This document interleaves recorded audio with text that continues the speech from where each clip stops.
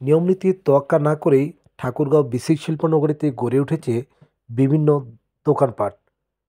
চায়ের দোকান, ফার্নিচারের দোকান, হার্ডওয়্যারের দোকান, সেলুন, মুদিখানা, ওষুধের দোকান সহ ভ্যারাইটিস দোকানপাট।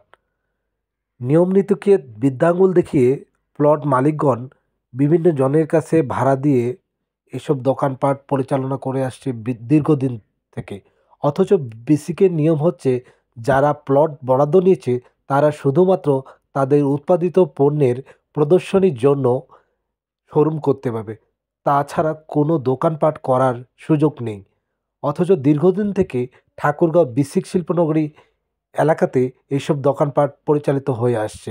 আর বিসিক কর্তৃপক্ষ বলছে আমরা বহুবার চিঠি দিয়েও প্লট মালিকগণ এসব পরিচালনা করে আসছে।